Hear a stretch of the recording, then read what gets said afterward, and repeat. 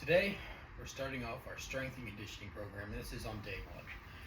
We're going to start off with some compound lifts, doing deadlift, overhead press, which I'll demo for you in a second, because we're going to do it a little bit differently, because I'm demoing a weight belt. Now, why am I using a weight belt? Because I want you to learn how to get your core engaged. A weight belt is going to help you with your core engagement. It's going to teach you how to breathe out. All right, we're going to talk about nasal breathing a little bit here and how to do that. But one of the things I want you to do is make sure you're engaging your core, and a weight belt helps with that. If you don't have a weight belt, you can just use a regular belt. But what you want to do is make sure that it's not down too low, it's not up too high. You want it right around the middle of your belly button, right? So right around in here, so that it goes around the sides, okay? It's not hitting down where your pants would be. And you want to make sure that the scoop part is right here at the top of the sacrum. This is going to help. Now, I got this on pretty loose at the moment. We're going to tighten it up in a second. But one of the things I want you to do is when you first put it on, make sure that you've got a good amount of room here. I mean, you should be able to fit your thumbs in. And take some deep breaths and practice engaging your core so that it presses out to the sides. All right. Now, the weight belt's good for that because you can tighten it. And as you breathe, you don't want to push forward, right? You don't want your belly to push forward, and you want your sides to engage. So you should feel like your core is nice and tight, but feeling it through the sides here. Now, when you're putting on a weight belt, the tighter you make it, the more you can really press into the sides, and that really, really strengthens the core, right? That's why you see a lot of guys using that weight belt, because it adds a little bit of extra tightness to the core, right? The weight belt is doing a lot of work that you can teach your core to do, so you're kind of compensating for any weaknesses in the core area. But it will help the entire core from your lower back around to the front. That's why I like using the weight belt. You want to make sure it's up high enough so that it doesn't get in the way when you're bending and things along those lines. So, when we're doing a deadlift, all right, make sure it's nice and tight, in the right position, getting ready for the deadlift. And since I'm going to be going down to the bar, all right, now I got the weight belt, I can feel it, and I press my core out to the side. If I push on my belly, it's going to push up into the diaphragm, and I'm not going to be able to breathe as well. But if I push out to the sides, I can still breathe in this position. As you can see, I'm able to get down here and press. And then we're going to be here, and we do our deadlift. The core is engaged the entire time. I should be able to feel it pressing against the sides of the weight belt the entire time. And again, as you learn how to breathe out to the side and engage your core along the sides, you're going to find it's way easier to breathe, which is going to help you in the long run. So then we're going to shift this over to the shoulder press.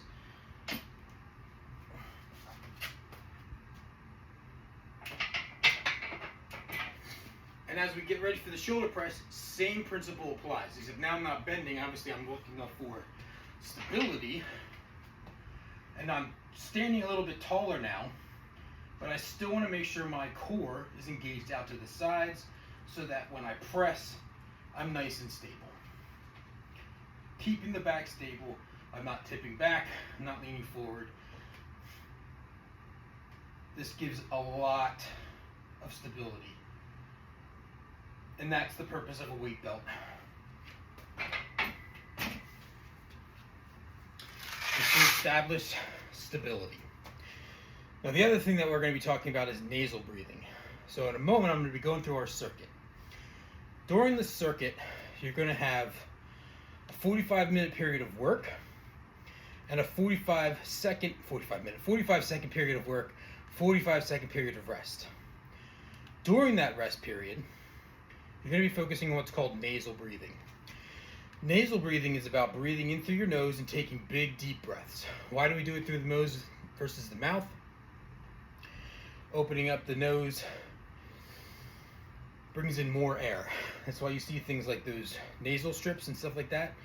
Mouth breathing is for like when you're gasping for air. We're not going to get to the point where we're gasping for air. If you are, you're working a little too hard, because in this 45-second period, you should be focusing on getting to like zone 3 heart rate, which obviously is going to be some heavy breathing, but you should be able to maintain a nasal breathing throughout the whole thing. So nasal breathing. Again, we're going to use our weight belt. So when we're doing nasal breathing, first you want to make sure that your nose is able to flare.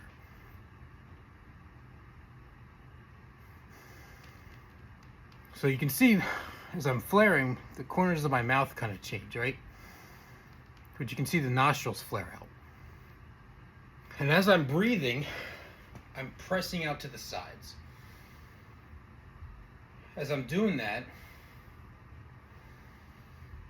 my chest is expanding forwards, but out to the sides more, right? If I were to take a big, deep belly breath,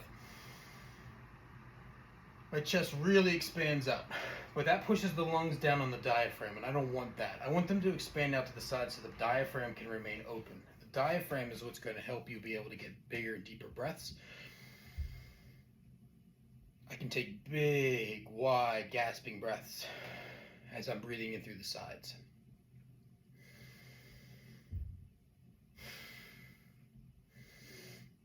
I breathe forward and I push on the diaphragm, and almost like stops instantaneously, right? So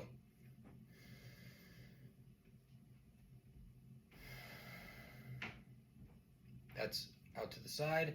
I push through the belly. You can only go so far because the diaphragm's getting pushed, because the lungs are pushing down into the belly's expanding, pushing on the diaphragm, which contracts the lungs, and that's not allowing me to get a full deep breath.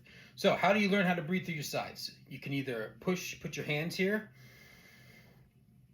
and then just practice in the mirror. Like literally think about your sides expanding.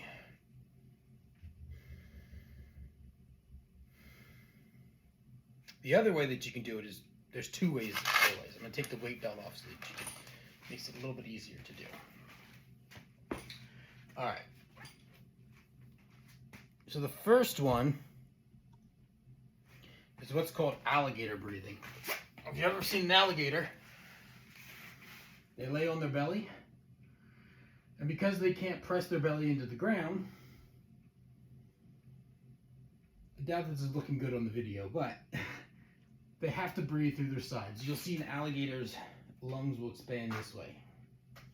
So as you're laying here and you can't push your belly down, the goal is to push your lungs and sides out.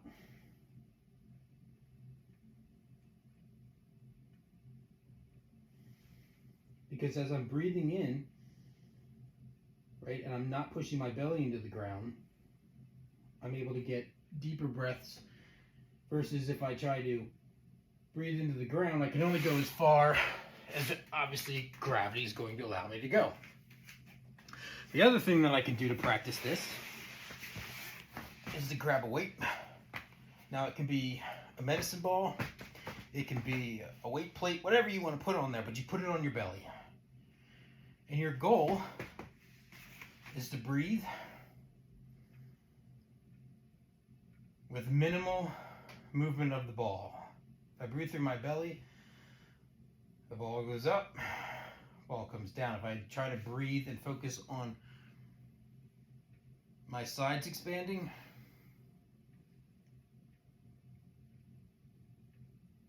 minimal movement of the ball, and I can still breathe. Versus belly breath, which the ball goes way up and comes way back down. So those are two ways that you can practice your nasal breathing, but make sure that you're doing it by expand the nose, expand the sides, all right? Now, obviously the heart rate's going to be getting up, so it's really, really important that you're not gasping for air. If you're gasping for air, obviously breathe normally. I don't want you passing out or getting hurt. But if you're at that higher heart rate, right,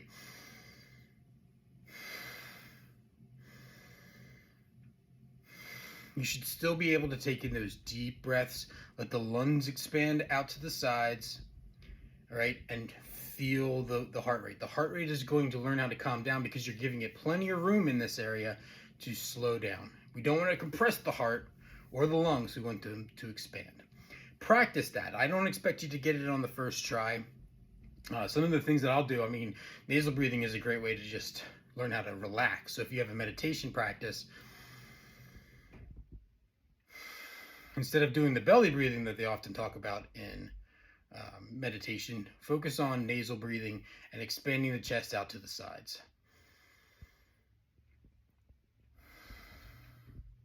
All right, I hope that was helpful for the nasal breathing. I'm going to go into the circuit next, so I'll be back with you in a moment.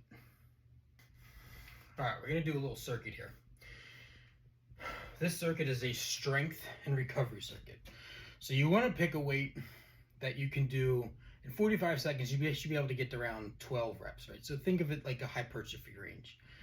That means you're not trying to rep them out a million miles an hour, but you're trying to be in control of the weight the entire time that you're doing it. Good form, but you also want to challenge yourself with the weights, right? So hypertrophy, but you got 45 seconds to get 12 reps in. 12 to 15 is good, right? Obviously, there is a little bit of a conditioning element there. Anything above 15 means you don't have the weight heavy enough and you're moving too hard, and so therefore your heart rate is going to really jack up. We don't want that. Again, strength phase, zone 3 is ideal where we want to be here. As we're doing these reps, we're going to go 45 seconds of work, put the weight down, and then you're just going to sit. You can go over to the next piece of equipment that you're going to be using, but you're just going to rest. 45 seconds, you're going to focus on your nasal breathing. Right? Expanding, releasing the chest, letting everything open up inside of the lungs so that the heart's able to calm down and get recovered. That's how we train for conditioning, right? Be able to get the heart rate up, be able to use breathing to bring the heart rate back down to like a zone 1, and we obviously not bring it down to resting, but we want to bring it down as quickly as we can without making ourselves dizzy, lightheaded, or sick. So be in control of this. Again, take your time, learn how to do it. Don't try to be an expert on it. If you pass out, let me know. But we're going to start this circuit off with goblet squats. You can use a kettlebell, but I'm going to be using a dumbbell. I just like the way that I can hold it a little bit better. Get into that position. And we're doing squats. Goal for the goblet squat, as you're doing this, coming forward, back doesn't go down quite as far as you would if you're doing a barbell squat. If you want to get deeper into your squat, you can throw a plate under there or like some risers. Do heels elevated, which you've done before. Allows you to get a little bit deeper. You may not be able to get as many reps, but you'll get a fuller range of motion. That's something we can focus on mobility-wise. I'd rather you do the squats and really focus on being here, getting down as deep as you can, and really pressing through the quads. Focus on that squat, that motion of getting the quads strong versus anything else. All right, next up is the TRX row. So excuse me, don't get dizzy. TRX row. The deeper you go onto the incline, the harder it's going to be. But what you want to make sure you're doing is as you get up to the top, you're squeezing the shoulders back. Not here, not too far back, but a little bit of the chest forward, right? This really gets into the lats. And again, I should be able to get up into this position, arms engaged, and move my head. And I should be able to breathe and all of that. All right, back down. What I don't want you to do is not sitting down into it, not tipping the hip forward. It should be in a nice straight, strong position through the core. If you've done all of the work with the weight belt, you're going to notice that you feel your core much more. It's going to be a little bit more tired than it used to do because it's a movement that you're not typically used to doing, which is fine. That's good. We want it to get worn out. It's going to be tired. That's why you use the weight belt. Train it how to engage correctly. So when you do this, you should be able to feel your core much more so that you're not pushing forward or leaning back, nice and steady, pulling in, shoulders back, head being able to move, right? Okay, next we're going to do swinging you back around, incline push-ups. I'm going to use a bench here. You can use the squat rack and just put the bar on a lower angle, but what you want to do is make sure that you're low. We're hitting the lower pecs for this, all right? So we're kind of, again, we're going for 45 seconds. We want to hit the lower pec. It's just a different way to hit the chest than we normally would, and that's why we're doing inclines. It doesn't have anything to do with whether they're harder or not. We're just trying to hit the chest from a different angle. Could you do decline bench press? Sure, if you wanted to, but we want to train some push-ups, so we're going to do this. Push-ups give it a little bit more stability since you got to get into a plank position. So we're going to be here, hands flat on the bench, in my plank position, and I'm going to go all the way down till my chest touches the bench and back up. If you're doing this with a barbell, it's till your chest touches the bar. Okay, you should be able to rep them out pretty good. 12 to 15 being the goal. Going into recovery mode, nasal breathing, let the chest expand. As you get better and better at the nasal breathing, you should be able to do it while you're doing exercises. It's one of those things to keep in mind, right? Breathe while you're doing the exercises. The more often you can do the nasal breathing, the more oxygen you get into your body, the more you're able to just maximize strength and recovery throughout your body. So that's what we're going for. All right, last exercise we're going to do is a medicine ball Russian twist. There's 3 ways you can do the Russian twist. I'll start up here. If you have any lower back problems, or this position is just too hard, the correct position is too hard, you can always do these standing.